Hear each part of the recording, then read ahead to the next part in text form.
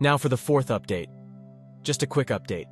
I was surprised by a visit from one of my WW's girlfriends. She is about the same age as Jane. Her name is Carol, and was with my WW last week on the girls' night. In fact, the girls' night was at Carol's house. If you read my comments, you would know that last week Jane came home very intoxicated. She used a rideshare. Carol is an old friend of my WW. I guess being married for over 2 decades, WW has forgotten I introduced her to Carol. Carol's parents were friends of my parents. Well, I guess my unpredictability has contributed to WW being unstable. And last week's girls' night, Jane reached a breaking point. She got so intoxicated she confided in Carol about her affair. Apparently, she just kept talking, even after Carol told her to stop. Carol got so angry at her. As Carol kept condemning Jane, Jane just kept trying to defend her actions while continuing to lay out an endless stream of details. The next day, Carol reached out to Jane. Jane apparently did not remember anything from the night before. Carol summarized Jane's confession. Well, Jane completely denied that she is having an affair, that she did not say those things, and that Carol is mistaken.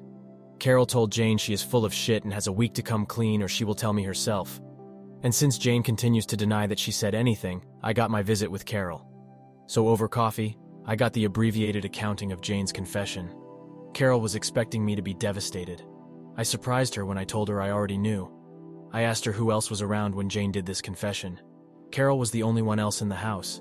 I asked Carol who else she has told. That offended her. She told me that she would not spread something like that before telling me. I apologized. I explained to her that I had my own timeline for wanting to deal with Jane, and adding others would complicate my plans, and I had to ask.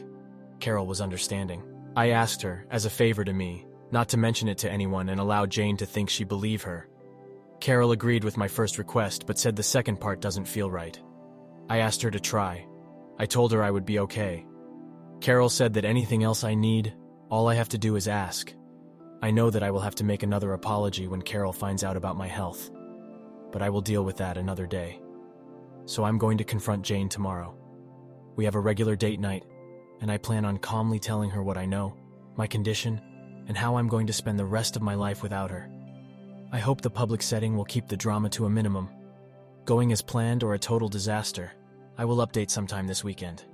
My plan is after the confrontation, to give her what I know, asking her to not contact me or my family. We will see how it goes. Now for the top comments. Just be prepared for your soon-to-be ex-wife to do the following. 1. Deny the affair until the evidence is presented by you. 2. Start crying and apologizing. 3. Begging for another chance, saying the AP meant nothing and that you are the love of her life. Total BS. 4. Saying that she'll end the affair and do everything possible to make it up to you. Once again, total BS. That sobbing and sorrow routine turning to complete anger and threats after she finds out she'll be lucky to walk away with a bag of flour from the pantry. Just be prepared. Great advice. However, OP is way beyond any manipulation. This man is a rock, and I truly never seen someone handle this much so well. Once again, you are an inspiration, my anonymous friend. I've been following this very closely. I went through my second divorce last year. Both my ex-wives cheated on me, so I know that pain all too well. Although I don't have the terminal diagnosis you do, I watched my best friend die from his terminal diagnosis just before divorce. Literally. So I have some limited idea. You're handling this far better than nearly anybody in your situation would, and once again I applaud you. One comment on this post to consider. Please give Carol a heads up that you're confronting Jane. It's highly likely that despite what you tell her, she's going to blame Carol. Just help Carol be ready for that next conversation with Jane. 2 more things. 1. Please DM me if you want to talk. 2. As part of your Reddit legacy, would you consider writing us a post, both here and on your profile page, that passes on how you grew into the person that was able to handle this with such grace and peace and wisdom? I will think about the post about how I grew into who I am. The short answers, I made all of the mistakes. I just learned to look at myself from the view of others, and that taught me so much of who I was at the time and who I wanted to be. Props to Carol. Some girlfriends would take that secret to the grave instead of telling the betrayed spouse. Thank you, OP. Seriously, your composure is uncanny and amazing. I'm glad your family is giving you the support you deserve. All I'm gonna say to your ex is, karma is a real bitch. Thank you, sir, for being calm despite the storm you are facing. I am hoping that you can spend more time with your loved ones. If time is truly up, may you and your loved ones remember the joy and warmth of the days you have spent with them. Have a wonderful journey, sir. Now for the 5th update. Mike Tyson said, "Everyone has a plan until they get punched in the mouth." Yes, every plan does not go exactly as you vision. Mine is not exempt from this reality. I will take a moment to set the table of my plan for you. Jane and I have a weekly date night and we generally use the same restaurant. So much so we have a regular table. It is in the back, still public but away from the high energy near the bar. I decided that this would be the place I confront her. I planned to do it after the end of dessert. I got my lawyer and his wife's reservations at the same time. I gave our server the payment for both of our party's meals before we began. She has been our server for years. I had Carol on call to help Jane after I leave. My plan was to end the meal with a conversation about our relationship. I wanted to record it. Then I would confront her, tell her about how I know, my diagnosis, and the plan for what I want, and give her a letter asking her to not contact me or my family or come to the farm. I would have the letter witnessed. I would also leave her a briefcase full of evidence along with the divorce papers, then get up and walk away. I expected her not to make a scene to protect her social status. I did record the conversation. She gushed about how great our relationship has been over the years. She talked about how great we are as a team. I asked her if I treat her right, have ever abused her, etc. She said of course not. Then I asked her why did she cheat on me. She stated that she does not know what Carol told me, but that it is she is wrong. I told her I had already known before Carol told me. At that point, everything I think Jane had prepared to counter this conversation left, and so did the color on her face. All she could do is ask, "What?" I then told her to let me get through this without interruption, and she shook her head in agreement. She went from a confident and prideful woman to a woman with the deer in the headlights look. All she could do is nod. I then explained how I came home after my meeting with my doctor. I was rushing home to have the most difficult conversation with the one person I wanted to talk to. I explained that when I drove up, I saw his car. I then checked the cameras and saw they were in privacy mode. I decided then to go to the farm. I told her that I still had footage, and she almost interrupted to ask how, but I just put up my hand to remind her to let me finish. I told her about my diagnosis and plans not to fight the disease. I saw the heartbreak in her eyes, and I got angry. How can she feel sorrow for me? But I moved forward. I then signaled the waitress and she went over and got my lawyer. They both came to our table. My lawyer handed me a briefcase and a folder with a letter. I told her that I don't want her to contact me or my family or come to the farm after I left tonight. I signed the letter and asked the server to witness it. The server and lawyer then watched me give the letter to Jane. I then dismissed them. I then concluded by giving the briefcase to Jane. I told her I know much more than she expects. I was totally destroyed. That there are divorce papers in there already signed by me, and she can sign them and start the divorce proceedings. I told her I don't expect to survive a contested divorce. That as long as I am alive, she can stay at the home in town. I will be at the farm. I will not see her after tonight. I don't want to hear any excuses. I have called Carol to help her home. In true fashion, Jane kept her composure in public. She just uttered a quick "but." I just reminded her I am leaving and I am done. I went to the server and gave her a generous tip, found the owner, and apologized for not giving him a heads up. As I am leaving, I see my son at the door with Carol. Carol passes me with a quick smile, then a concern in her eyes for Jane. My son grabs my truck and his wife drives me to the farm.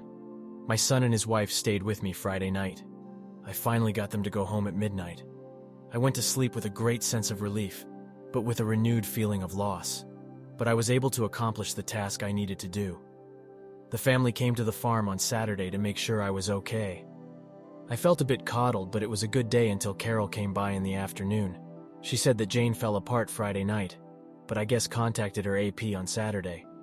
After the conversation, Jane realized she was just being used by the AP and was really in a bad state. Carol made sure to tell me that Jane did not ask her to reach out to me, but she feels that if I could talk with Jane for a bit, then it could give Jane the strength to keep her out of my life. Carol knows how to frame her requests. I reluctantly agreed to a 2-hour discussion at the farm with Jane. I would have someone there for me, and Jane could choose someone to be there for her. We will have a civil conversation. I will not accept being blamed, minimization, or blame shifting. The purpose of the meeting will be for her to get answers for how to move forward. That meeting happened this morning. Jane picked Carol, I don't know why, maybe damage control, and I chose my daughter. I wanted it to be as comfortable for Jane just so we don't have to repeat this again. I entered the meeting with a steadfast direction and goal of having Jane out of my life. The meeting was as expected.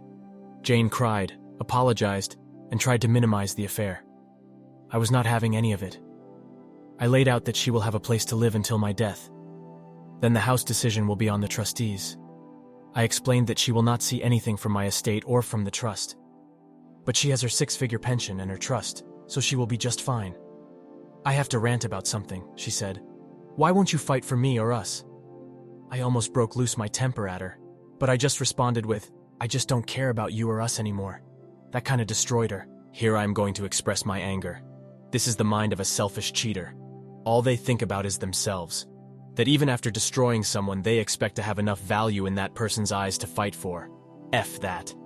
I was not worth fighting for against her desires or greed. F her. Sorry for the rant. Jane gets the answers she asked for, but in hindsight did not want them. I don't want another meeting. I feel continuing the meetings just distracts me from what I want to do. Carol and Jane leave, but Carol comes back a couple of hours later. She and I have a quick talk. Apparently AP had received notice from the trustees that they are going to convert the loan into shares of his company. And since the trust will be the majority owner, they are asking for a full forensic audit. My daughter with the MBA is not wasting any time. Well, I guess when Jane went to him for comfort, she realized what I already expected. He was using her to see if she could buy the loan from me. There were offhanded comments in the recordings that I suspected he was up to something. Well, with the paperwork filed, AP knowing I sold the loan to the trust, and Jane no longer in my life, her usefulness to him is gone and he let her know. Apparently, Jane also confided in Carol that her trust is exhausted. She will only have the income from her pension. She saw life with AP to be more glamorous than with me. She truly thinks his net worth is more than mine. He drives nice cars, eats in fancy restaurants, flies in first class, while my husband played on his farm, drove an old truck, and we flew in economy class. That she was planning on divorcing me when he expressed his undying love and desire to marry her. It disgusts me that she is this greedy and shallow. I won't see it, but I expect my family will tell her how much I was worth after my death. I'm so glad that her true colors were shown now so I could deal with her and spare my family from her. Then Carol did something that was totally unexpected and threw me off guard. She told me that since I am no longer encumbered if I need companionship to give her a call. I challenged her and asked why with my diagnosis, why would you or any woman want to spend time with me? There is nothing long-term. She responded that just because Jane is an ignorant slut and did not know what she had, does not mean any divorcee or widow would not line up to spend what time I have left with me. That I am a hell of a man and any time with me would be cherished. And I would have quite a few lady callers lining up and she might as well be first in line. I asked her, but most won't know Jane and I are separated? She said Jane does not want the social groups to know, but that she and Sarah will make sure her story is out. I was polite and told her I would let her know. She smiled and gave me a kiss on the cheek. I thought about it after she left, but I am pretty sure I do not want that complication in my life right now. I have left quite a bit out, but that is the highlights. I am doing okay. It has been a roller coaster. I need a few days of peace and quiet. The social groups will know soon. Both the breakup of my marriage and also my diagnosis. I will now have an endless stream of people wishing me well. I knew I could not delay it forever, but I don't want to be treated differently. However, life is what it is. Time to start dinner and relax this evening. Again, thank you all for all of your support. I will try to go back and respond to all of your messages. They mean so much to me. Now for the top comments. I was waiting for thin update all day. I'm so invested that I feel such a relief when you confronted Jane. My blood boiled when she asked why you won't fight for her in the relationship. Psycho, after everything she did. I'm glad that the AP played her and that everyone in the family knows, FYI. Your daughter is the MVP for doing what she's doing, ALOL. I also love that she wasted her trust. Nice. What a dummy. Lol, and Carol is a mess. I mean, she's not wrong, you sound like one hell of a guy, but damn, Carol, give OP a day at least. Also, I love that she will let the social group know.